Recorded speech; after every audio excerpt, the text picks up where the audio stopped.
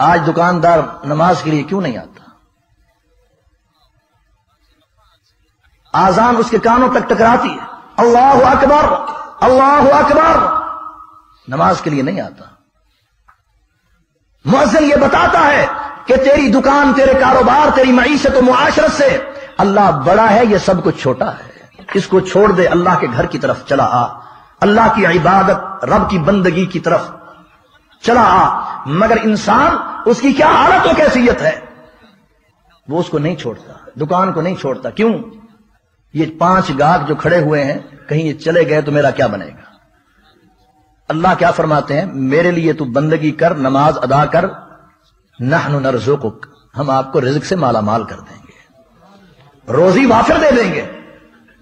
اللہ اکبر کا معنی، مفہوم اور مطلب یہی ہے، پوری کائنات کے امور و معاملات سب چھوٹے ہیں اور اللہ بڑا ہے۔ مائیں بہنیں بھی سنیں، جب ان کے کانوں تک بھی آواز پہنچے، آواز ٹکرائے، ان کے لیے بھی ضروری ہے کہ نماز کی پابندی کریں۔ گھر کا جھاڑو، گھر کی صفائی، برتنوں کی صفائی، یہ سارے امور و معاملات یہ چلتے رہیں گے، یہ ہوتے رہیں گے۔ نماز کا وقت نکل گیا تو یہ دوبارہ ہاتھ نہیں آئے گا۔ مگر ہماری حالت کیا ہے؟ نماز کے لیے خود تو مسجد میں آئیں گے، جوان اولاد سوئی ہوئی ہے، جوان اولاد سوئی ہوئی ہے، اس کو اٹھانا گوارا نہیں کریں گے۔ کیوں؟ کس لیے کہ رات کو 2 بجے بیچارہ آخری فلم کا شو دیکھ کے آیا ہے، ساری رات جاگتا رہا ہے، اب اس کو اٹھائیں گے بے آرام ہوگا۔ ماں بیٹی کو بیدار نہیں کرتی، کیوں؟ ساری رات پڑھتی رہی ہے کیا؟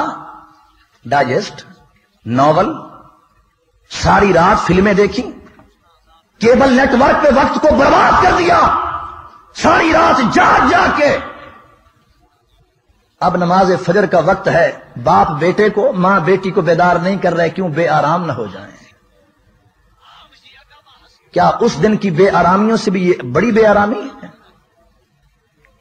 اول شیء یحاسب بہ العبد یوم القیامہ الصلاۃ الصلاۃ، کل قیامت کے دن سب سے پہلا سوال نماز کے بارے میں ہوگا۔ اے باپ، اے ماں، کیا جواب دو گے اللہ کو اپنے بارے میں، اپنی اولاد کے بارے میں؟ وَأْمُرْ أَهْلَكَ بِالصَّلَاةِ وَاسْتَبِرْ عَلَيْهَا، اللہ نے تم اپنے پیغمبر نبی آخر الزمان محمد الرسول اللہ صلی اللہ علیہ وسلم کو فرما دیا، نماز ادا کیجئے۔ فاطمہ، زینب، رقیہ، ام کلثوم، عائشہ، حفصہ رضوان اللہ علیہن مجمعین، ان کو بیدار کیجئے، نمازوں کا حکم دیجئے، نمازوں کے اوپر لگائیے۔ مگر ہماری حالت یہ ہے، اولادیں سوئی ہوئی ہیں۔ جب اپنی آنکھوں سے، اپنی اداؤں سے ہم یہ کردار پیش کر رہے ہیں تو پھر وہی معاملہ ہوگا، فخلف من بعدهم خلف اضاعوا الصلاة واتبعوا الشهوات فسوف يلقون غیا۔ پچھلی قومیں نماز کی پابند، سجود کی پابند، اللہ کو راضی کرنے والی، اللہ کا خوف، اللہ کا ڈر دلوں میں ہوتا تھا، نماز ادا کرتے تھے۔